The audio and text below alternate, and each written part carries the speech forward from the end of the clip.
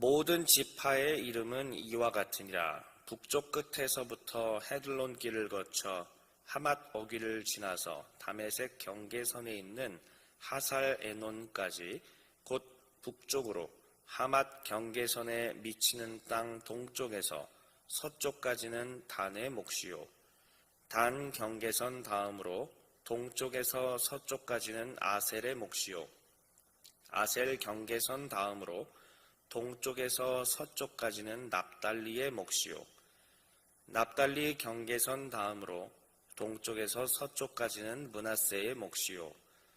므낫세 경계선 다음으로 동쪽에서 서쪽까지는 에브라임의 몫이요. 에브라임 경계선 다음으로 동쪽에서 서쪽까지는 르우벤의 몫이요. 우리 다 같이 읽겠습니다. 르우벤 경계선 다음으로 동쪽에서 서쪽까지는 유다의 몫이요. 아멘. 오늘 이 새벽에 저는 각 지파의 몫과 거룩한 땅이라는 제목으로 잠시간 하나님이 오늘 주시는 일용할 양식을 나누도록 하겠습니다. 여러분, 우리 주삼 묵상집이 에스겔 말씀으로 시작한 지가 제가 계산을 해봤더니 벌써 4개월이 되었습니다. 5월 달부터 주삼 묵상집이 에스겔을 이야기를 시작을 했거든요. 그런데 벌써 8월 달이 되었습니다. 그래서 벌써 꼬박 4개월 동안 우리는 에스겔과 함께 하고 있습니다. 그리고 오늘 읽은 본문 에스겔 48장 1절부터 7절, 이제 에스겔의 마지막인 48장이 시작되는 때가 되었습니다. 이제 에스겔이 끝나가고 있습니다. 여러분, 오늘 읽은 본문 그냥 땅에 누구를 이렇게 어느 지파에다가 땅 주었다, 어디 경계부터 어디까지라 뭐 이런 이야기인데, 사실 이런 이야기를 읽으면서 우리가 은혜 받기란, 그리고 마음속에 감동을 받기란, 또 어떤 하나님의 뜻을 발견하기란 참으로 쉽지가 않습니다. 사실이 그렇습니다.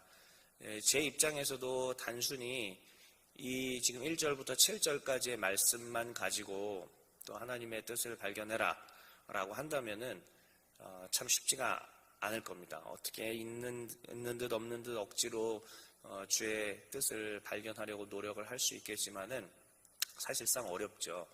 그렇기 때문에 전체를 좀 봐야 되고, 그리고 이 본문이 가지고 있는 그 앞뒤의 이야기들까지 살펴보아야 합니다. 만약 그렇게 한다면 우리는 생각지도 못한 더욱더 풍성한 이야기들을 얻어갈 수가 있어요. 여러분, 특별히 오늘은 에스겔의 마지막인 48장 이야기입니다. 사실 마지막치고 감동 없는 것들 없잖아요. 드라마를 보던 영화를 보던 마지막에 갔을 때는 항상 중요한 메시지들이 있고, 또 하나님께서, 그 작가가 또 의도하는 바 어떤 감동 포인트들이 있어요. 중대한 이야기들이 그 안에 숨어 있다라는 것이죠. 오늘 우리가 읽은 이 이야기, 단순히 땅에 대한 경계, 땅 나눔 이런 이야기인 것 같지만, 에스겔 전체 속에서 이것을 살펴볼 때에 우리는 생각보다 훨씬 더 중요한 하나님의 의도, 그리고 훨씬 더 중요한 감동적 메시지들을 발견할 수가 있습니다. 물론 새벽이기 때문에 시간의 제약상 아주 자세하게 다룰 수는 없지만은, 저는 분명히 제가 이 말씀을 묵상하는 가운데 하나님으로부터 분명히 큰 은혜를 받고 또 도전도 받게 되었습니다. 그래서 오늘 그 내용을 가지고 우리 사랑하는 성도님들, 또 모니터 앞에 계신데 오늘 이 새벽에 잠깐 그 이야기들을 좀 나눠보도록 하겠습니다. 먼저 오늘 읽은 이 48장 1절부터 7절 이야기에 앞서서 48장 전체가 가지고 있는 48장이에요. 이제 마지막 48장. 그 48장이 하고 있는 이야기들, 그 어떻게 내용들이 구성됐는지 좀 살펴야 되는데, 여러분 지금 오늘 읽은 본문 보니까는 단지파가 어떻고 또 무슨 지파가 어떻고 이렇게 이야기들이 나온 것 같아요. 근데 자세히 보시면 오늘 읽은 1절부터 7절까지의 내용들은 7개 지파에 대한 이야기입니다. 그래서 7개, 단은 어디냐면은 이스라엘에게 있어서는 제일 최북단, 단지파가 제일 북쪽에 있는 땅이에요. 그래서 아마 이 북쪽부터 시작해서 순차적으로 내려오면서 땅의 경계에 대한 이야기들을 한 것 같은데, 이 7지파에 대한 이야기가 나오고 그다음 중간에 뭐가 있어요. 그 중간에 뭐는 이제 좀 이따 얘기하고요. 이 중간에 이 뭐에 대한 얘기를 지나고 나서 나머지 5지파에 대해서 그냥 땅이 이렇다 뭐 이런 그런 아주 단순한 이야기들이 진행이 됩니다. 그러면 이제 그 사이에 껴있는 것들이 무엇이냐면은 하나님께서 제사장과 유다지파 땅 중에서 일부의 제사장과 레위인들을 위한 땅을 주시겠다라는 이야기예요. 근데 이제 이 제사장에 대해서는 사독계열 제사장이라고 이야기하는데, 이 사독계열 제사장에 대해서는 다음에 혹시 또 이렇게 기회가 주어진다면은 사독계열 제사장에 대해서 한번 좀 나눠보도록 하겠습니다. 그리고 이 제사장과 레위인에 대한 땅 이야기들이 나오고 그 안에는 아주 중요한 얘기가 있죠. 중앙에 하나님의 성전인 성소를 두어라. 다시 한번요. 에스겔은 나라가 망한 뒤의 이야기예요. 성전도 다 파괴된 이야기입니다. 그런데 중앙에 성전을 두어라. 중앙에 성소를 있게 해라라는 말씀인 것입니다. 그리고 나서 다시 5지파한테 땅이 분배가 되고, 그다음 마지막으로 이 48장, 그러니까 에스겔 전체를 닫는 맨 마지막이 뭐냐면 예루살렘 성읍이 드디어 완성된 이야기입니다. 그래서 각 문마다 12지파 각 지파의 이름으로 그 문들이 출입구들이 만들어져 있어요. 그래서 그 안에는 12지파의 이름으로 또 하나님의 이름으로 중앙에는 성소가 있고 사람들이 많이 있으며 여호와의 영광이 가득한 그러한 도성 예루살렘이 완성되었다라는 이야기. 그러면서 거기에 여호와가 거기에 계시다라고 하는 여호와 삼마라는 말로 에스겔서가 최종적으로 완성이 됩니다. 자, 그러면 조금만 더 이 이야기들을 세분화해서 얘기를 해볼게요. 여러분, 40장부터 48장까지의 이야기들이 결국은 새 성전에 대한 이야기, 그리고 회복에 대한 이야기였습니다.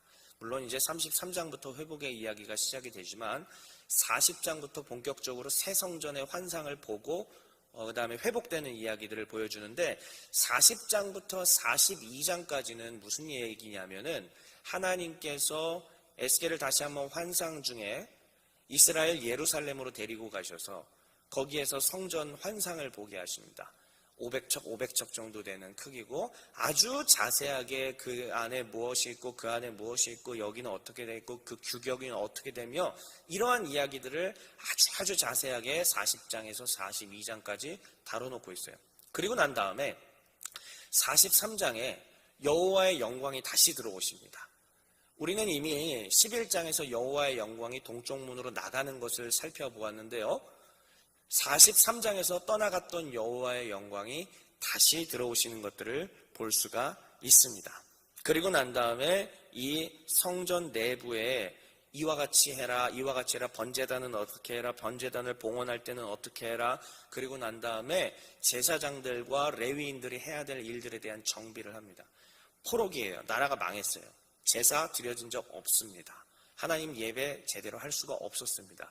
하나님을 향한 예배 자체가 무너져 있던 시대라는 말이에요.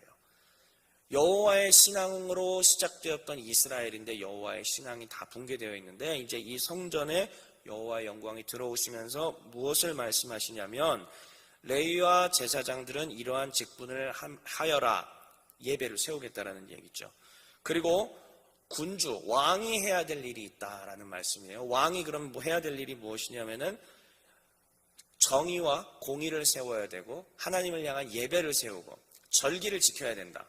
왕은 이 모든 제사와 제물과 하나님을 향한 것들을 다 지켜야 된다. 안식일, 초하루, 명절과 성회, 그리고 매일 드려야 되는 상번제, 이와 같은 모든 것들을 다 지켜야 된다라는 말씀을 주시죠. 자, 이렇게 해서 성전 정비가, 새 성전 정비가 끝났습니다. 이 성전은 다시 말씀드리지만 실제로 이루어진 성전이 아니라 환상 중에 바라본 성전입니다. 자, 이 성전 정비가 끝난 다음에 47장에서 이 성전 동쪽문에서 갑자기 물이 흘러나와요. 물이 흘러나옵니다. 그 물이 왠지 기분 나쁜 물이 아니라 아주 기분 좋은 물이에요. 여호와의 영광이 떠났던 예루살렘, 이스라엘. 하나님의 영광이 떠나가고 이방인들이 와서 지배했던 이스라엘 예루살렘.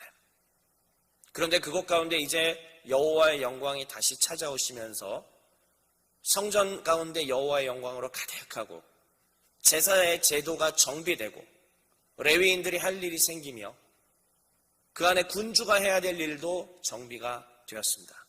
그리고 난 다음에 이 성전으로부터 물이 흘러나와요. 그 물이 처음에는 발목이었고 그 다음에는 무릎까지 차오르고 그 다음에는 허리까지 차오르더니 이제는 푹 잠겨버릴 큰 강이 되어버립니다. 그리고 더 재미있는 것은 이 강이 흘러가는 곳마다 나무들이 막 자라나기 시작을 하고요. 그 나무들 가운데는 우리에게 생명을 주는 과실들이 맺혀지게 됩니다. 다시 말하면 여호와의 영광이 회복된 성전으로부터 사람들의 생명이 살아나기 시작한다는 뜻입니다. 예레미야 애가의 말씀을 혹시 기억하십니까? 슬프다 이 성이여 전에는 거민이 많았더니 예루살렘에는 사람들이 많았어요. 그러나 바벨론 침공 이후에 이제 사람들이 다 죽었습니다. 끌려갔습니다. 그리고 무너졌습니다. 그런데 그 땅에 이제는 어떻게 하시겠다? 여호와의 강이 흘러가면서 생명력이 넘치고 과실나무에서 과실들이 자라며 사람들이 많이 나타나기 시작한다라는 이야기이죠. 우리 하나님의 영광이 임하면 바로 이러한 일들이 벌어질 것이다 라고 하는 것입니다. 여러분, 그리고 난 다음에 바로 오늘 말씀인 거예요. 이 47장의 강의 이야기들까지 다 마치게 된 이후에 그 다음에 바로 땅에 분배가 일어나기 시작을 합니다. 각 지파들 가운데 땅이 부여되었습니다. 그리고 그들은 이 땅을 부여받고 이제 앞으로 살게 되겠죠.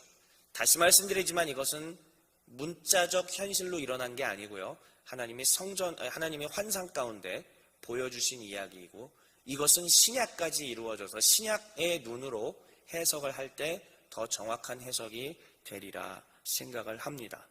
자, 정리하자면 이런 거예요. 많은 이야기들이 있던 것 같지만 쉽게 말씀드리겠습니다.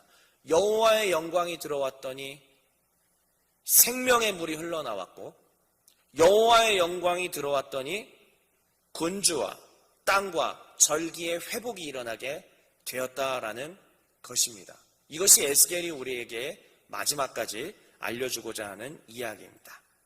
자, 그러면 오늘 짧게 살펴본 본문을 가지고 우리 사랑하는 성도님들과 함께 하나님이 주시는 또 음성을 듣도록 하겠습니다. 하나님께서 들려주신 이야기들, 깨닫게 하신 것들이 바로 이런 거예요. 첫 번째는 무엇이냐면 하나님께서는 이스라엘을 다시 예배 공동체로 회복시키신다라는 말씀입니다.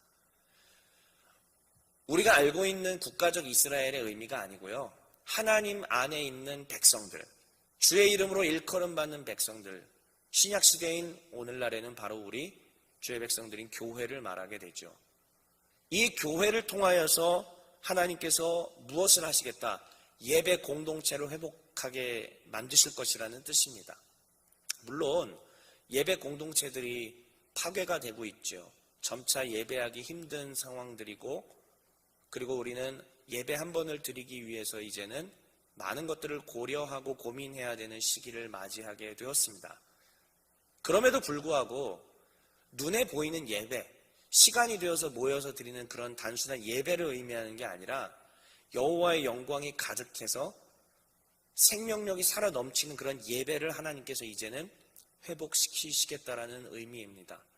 바라옵기는 저는 이것을 우리가 아멘으로 받아 여러분들의 개인의 그리고 여러분들 가정, 식구들, 그리고 친지들, 그리고 우리가 섬기는 교회, 더 나아가서 우리의 국가 가운데 이러한 참된 예배의 회복이 있게 되기를 바랍니다.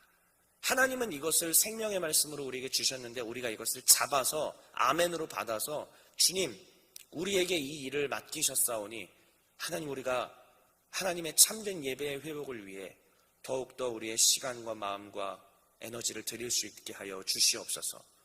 우리는 작은 자들밖에는 안 되지만 우리는 할 수 있는 능력이 없지만 하나님은 오늘 우리에게 에스겔의 이 말씀을 통해 명령하신다면 순종하겠습니다. 주여 함께하여 주시옵소서. 이렇게 이야기할 수 있는 우리가 되기를 바랍니다. 자, 그 다음에 예배 공동체가 회복이 되면서 하나님께서는 또 우리에게 가르쳐 주시는 게 이런 거예요. 빼앗긴들에도 봄은 오는가?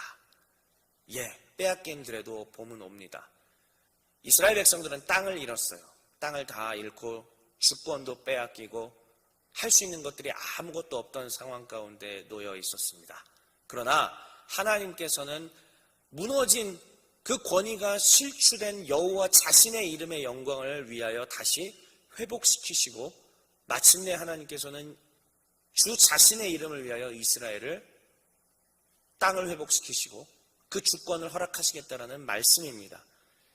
오늘 읽은 이 마지막 땅 분배는 굳이 왜 이런 얘기가 있어야 되는가, 왜 굳이 땅 분배에 대한 이야기가 필요하지라고 생각할 수 있겠지만 결국 마지막은 땅인 거예요. 우리가 어디 뭐 공중에 살 게 아닙니다.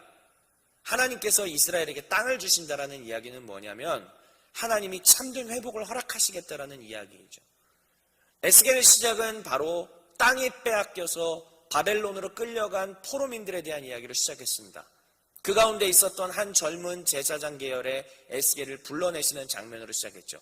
그리고 이 에스겔은 무엇으로 끝이 맺어지냐면 바로 하나님께서 다시 땅을 주신다라는 이야기로 끝맺게 되는 것입니다. 이거야말로 완벽한 회복입니다. 오늘날 우리 가운데도 잃은 것들이 있을 거예요. 우리의 잘못으로 인하여서 또 하나님께서 우리 시대 가운데 주신 심판으로 말미암아 잃은 것들이 있을 겁니다. 예, 있죠. 자세히 말씀드리지 않더라도 우리는 시대적으로 무엇을 잃었는지 알고 있습니다. 그리고 여러분 개인은 하나님께서 질병과 여러 가지 문제들을 주심으로 말미암아 이것들을 또한 깨닫게 하시겠죠. 가정에는요, 여러 가지 갈등과 경제적 문제와 많은 어려움들을 통해서 우리 가정에 무언가 질서가 잘못되었구나, 무언가 영적인 것들이 잘못되었구나라는 것들도 우린 또한 깨닫게 될 수 있습니다.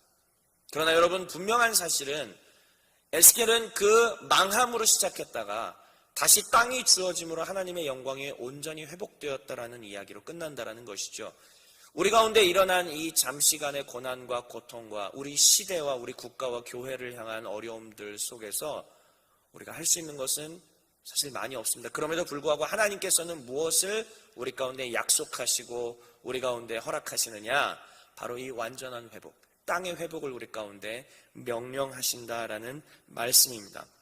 여러분, 마지막으로 이 이야기를 하면서 마치겠습니다. 그러면 이 땅을 회복시킨다는 것은 조금 더 구체적으로 우리의 실생활과 무슨 관련이 있는가? 땅은 생명이에요. 생명들이 살아갈 터전을 말하는 것입니다. 땅에 씨앗을 심어야 곡식이 자라나고 그 곡식을 먹어야 생명이 살아갈 수 있게 되지요.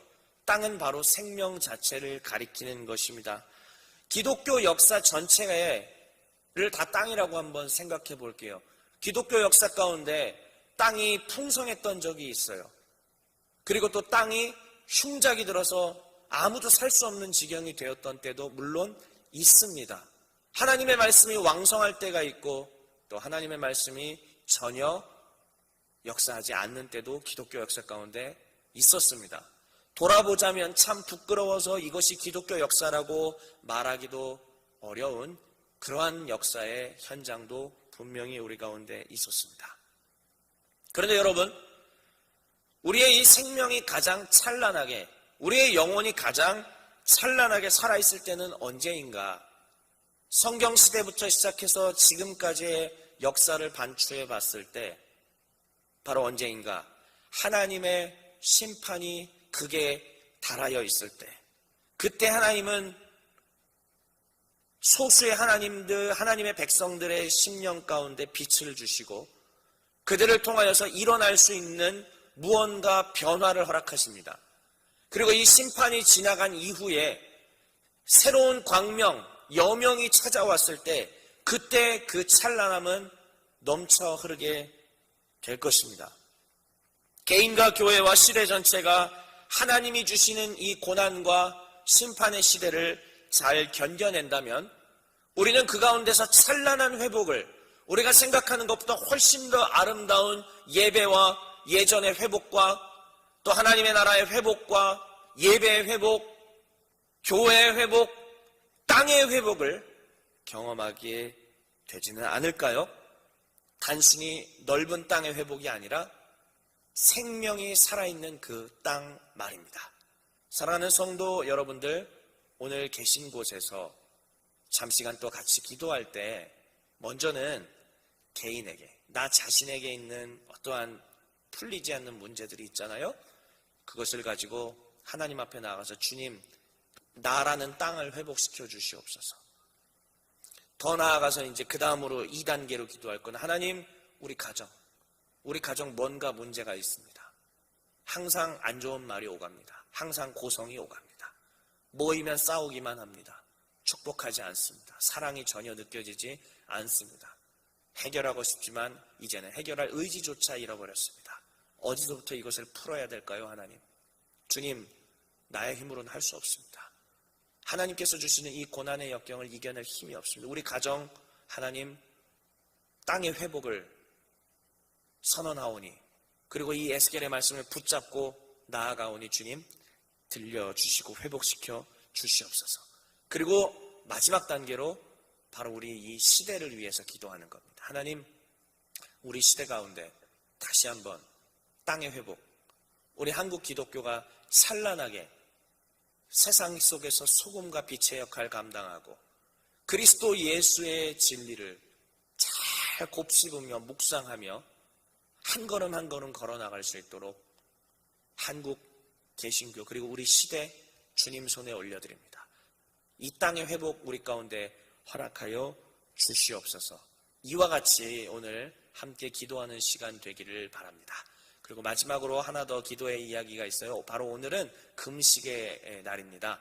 우리 같이 금식하시면서 오늘 금요 기도에는 따로 없지 않습니까? 그 자리에서 또 가정에서 일터에서 금식하시면서 하나님께 우리 시대의 땅의 회복을 간절히 아뢰는 우리 모두가 되기를 바랍니다.